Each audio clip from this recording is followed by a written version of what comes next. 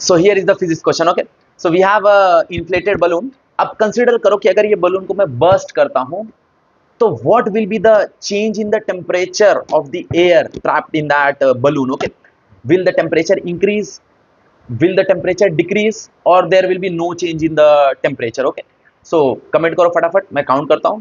Tick tick 1, tick tick 2, tick tick 3. Okay, so let's say कि भाई इसको burst करके देखते हैं. तो बर्स्ट हुआ. अब बेसिकली हुआ क्या, व्हाट इज हैपनिंग हियर? सो भाई जो टेम्परेचर है that temperature will reduce. Okay, the temperature will reduce. Why? तो इस टर्म को समझने के लिए आपको पहले एडियाबेटिक प्रोसेस समझना पड़ेगा.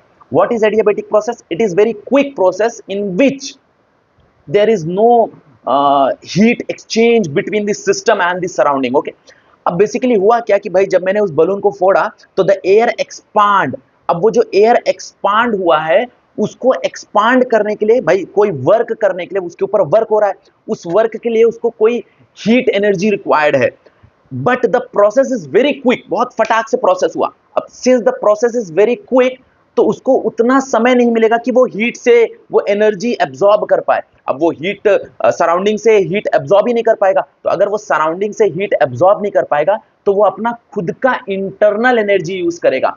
और वो खुद का अगर अपना इंटरनल एनर्जी यूज करेगा टू डू दैट वर्क, वो एक्सपांड होने के लिए खुद की एनर्जी यूज कर रहा है, खुद की इंटरनल एनर्जी यूज कर रहा है. तो उसकी वजह से भाई उसका जो टेम्परेचर है दैट ड्रॉप्स. ओके, तो कहीं पे भी अगर बलून एक्सप्लोड हो रहा है या टायर एक्सप्लोड हो रहा है, टायर ब्लास्ट हो रहा है, तो वहां पे जो उस टायर के अंदर का जो ट्रैप्ड एयर होता है ना, उसका जो हवा होता है उसकी जो टेम्परेचर है वो रिड्यूस हो जाती है. Okay, this is called as adiabatic process. तो अगर आपको कोई और एग्जांपल पता है एडियाबेटिक प्रोसेस का तो डू कमेंट.